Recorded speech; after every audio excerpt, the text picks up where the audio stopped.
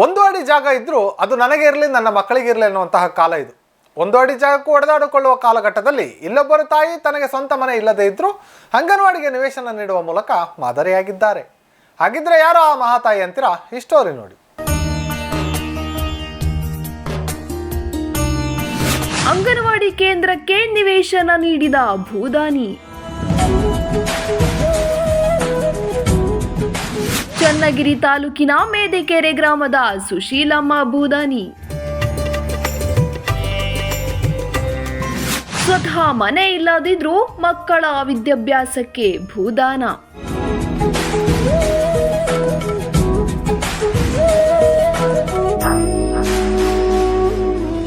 ದಾವಣಗೆರೆ ಜಿಲ್ಲೆಯ ಚನ್ನಗಿರಿ ತಾಲೂಕಿನ ಮೇದೆಕೆರೆ ಗ್ರಾಮದಲ್ಲಿ ಆರಂಭದಲ್ಲಿ ಚಿಕ್ಕದಾದ ಬಾಡಿಗೆ ಮನೆಯಲ್ಲಿ ಅಂಗನವಾಡಿ ಕೇಂದ್ರ ನಡೆಸಲಾಗುತ್ತಿದ್ದು, ಅಲ್ಲಿ ಮೂಲಭೂತ ಸೌಲಭ್ಯ ಎಂಬುದು ಮರೀಚಿಕೆಯಾಗಿತ್ತು. ಅದರಲ್ಲೇ ಮಕ್ಕಳು ಕುಳಿತು ವಿದ್ಯಾಭ್ಯಾಸ ಮಾಡುತ್ತಿದ್ದರು. ಇದನ್ನು ನೋಡಿದ ಗ್ರಾಮದ ಕಕ್ಕರಗೊಳ್ಳ ಸುಶೀಲಮ್ಮ ಹಾಗೂ ಕುಟುಂಬಸ್ಥರು ತಾನು ಖರೀದಿ ಮಾಡಲಿದ್ದ ನಿವೇಶನವನ್ನ ಅಂಗನವಾಡಿ ನಿರ್ಮಾಣಕ್ಕೆ ಭೂದಾನ ಮಾಡಿದ್ದಾರೆ. ಸುಶೀಲಮ್ಮ ಕುಟುಂಬಕ್ಕೆ ಸ್ವತಃ ಮನೆ ಇಲ್ಲ, ಆದರೂ ಅವರು ತಾವು ಖರೀದಿ ಮಾಡಿದ ನಿವೇಶನವನ್ನು ಅಂಗನವಾಡಿ ಕಟ್ಟಡ ಕಟ್ಟಲು ಭೂದಾನ ಮಾಡಿದ್ದಾರೆ. ಇದೀಗ ಮೇದೆಕೆರೆ ಗ್ರಾಮದಲ್ಲಿ 17 ಲಕ್ಷ ರೂಪಾಯಿ ವೆಚ್ಚದಲ್ಲಿ ಸುಂದರವಾದ ಅಂಗನವಾಡಿ ಕೊಠಡಿ ನಿರ್ಮಾಣವಾಗಿದ್ದು, ಶಾಸಕ ಶಿವಗಂಗಾ ಬಸವರಾಜ್ ಅಂಗನವಾಡಿ ಉದ್ಘಾಟನೆ ಮಾಡಿದರಲ್ಲದೆ ಸುಶೀಲಮ್ಮ ಅವರ ಕುಟುಂಬ ಇತರರಿಗೆ ಮಾದರಿ ಎಂದು ಮೆಚ್ಚುಗೆ ವ್ಯಕ್ತಪಡಿಸಿದರು.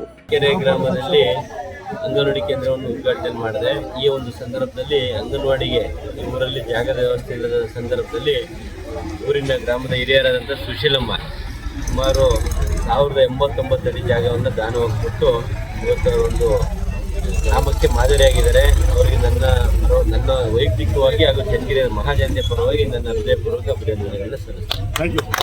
ಮನೆ ಕಟ್ಟಕ್ಕೆ ಬರ್ತೀನಿ.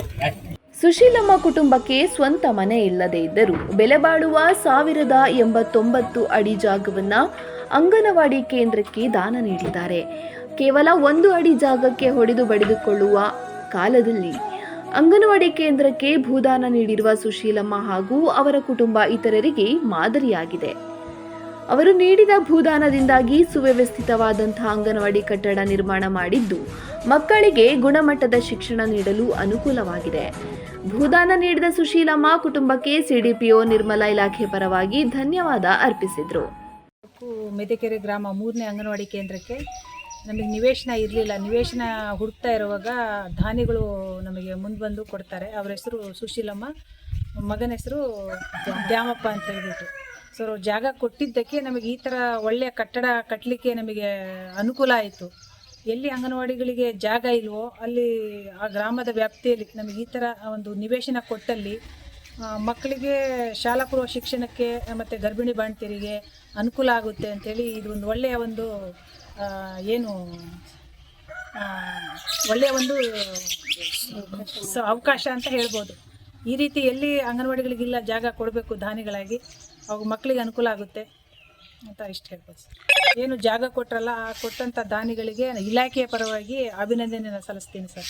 ನಮ್ಮ ಗ್ರಾಮದಲ್ಲಿ ಮೂಲಭೂತ ಸೌಕರ್ಯವಿಲ್ಲದ ಚಿಕ್ಕದಾದ ಬಾಡಿಗೆ ಮನೆಯಲ್ಲಿ ಅಂಗನವಾಡಿ ನಡೆಸುತ್ತಿದ್ದು, ಇದನ್ನು ನೋಡಿ ಬೇಸರವಾಗಿತ್ತು. ಹಾಗಾಗಿ ನಾವು ಕೊಂಡಿರುವ ನಿವೇಶನವನ್ನ ನೀಡಲು ಕುಟುಂಬಸ್ಥರು ನಿರ್ಧರಿಸಿದ್ದು ಅಂಗನವಾಡಿ ನಿರ್ಮಾಣಕ್ಕೆ ಭೂದಾನ ಮಾಡಿದ್ದೆವು. ಇದೀಗ ಆ ಜಾಗದಲ್ಲಿ ಸುಂದರವಾದ ಅಂಗನವಾಡಿ ನಿರ್ಮಾಣ ಮಾಡಿದ್ದು ಮಕ್ಕಳ ವಿದ್ಯಾಭ್ಯಾಸಕ್ಕೆ ಅನುಕೂಲವಾಗಿದ್ದು ನಿಜಕ್ಕೂ ನಮಗೆ ತೃಪ್ತಿ ತಂದಿದೆ ಎನ್ನುತ್ತಾರೆ ಸುಶೀಲಮ್ಮ ಹಾಗೂ ಅವರ ಪುತ್ರ ದ್ಯಾಮಪ್ಪ. ಸಣ್ಣ ಹುಡುಗಿನಿಂದ ಬಾಡಿಗೆ ಮನೆ ಮಾಡೋದು ಮಕ್ಕಳಿಗೆ ಈಶ್ವರನ ಯಾರ್ಯಾರು ಜಾಗ ಕೊಡ್ತಿರಲಿಲ್ಲ. ನಾನು ಒಂದೇನು ಯೋಚನೆ ಮಾಡಿದೆ ಮನ್ಕೊಂಡಾಗ, ನಾವೊಂದು ಹುಟ್ಟಿದೀವಿ ಅಂದಾಗ ಏನಾದರೂ ಒಳ್ಳೇದು ಮಾಡ್ಬೇಕಲ್ಲ ಮಕ್ಕಳಿಗೆ, ಯಾರೇ ಆಗಲಿ ಒಂದು ಒಳ್ಳೇದು ಮಾಡ್ಬೇಕಂತಂದೇಳಿ ಒಂದು ಜಾಗವನ್ನು ಅಮ್ಮ ಕೊಟ್ಟಿದ್ದ ಮತ್ತೆ ಕೊಂಡ್ಕೊಂಡು ರಿಪೋರ್ಟು ಮತ್ತೆ ದಾನ ಕೊಟ್ಟಿರೋದು ಅಂಗನವಾಡಿ ಕೇಂದ್ರ ಸರ್. ಮಕ್ಕಳಿಗೆ ಒಳ್ಳೇದಾಗಬೇಕು. ಈಗ ನಿಮಗೆ ಮನೆ ಇದೆಯಾ? ಇಲ್ಲ ಸರ್, ನಿಮ್ಮ ಮನೆಯಲ್ಲಿದ್ರು ಕೂಡ ಅಂಗನವಾಡಿಗೆ ಬಾಡಿಗೆ ಮನೆಗೆ ಅದೀವಿ. ಬಾಡಿಗೆ ಮನೆಗೆ ಅಮ್ಮ ನದಿ ಸಂತಂದಾಗ ನಾವು ಬಾಡಿಗೆ ಅದೀವಿ.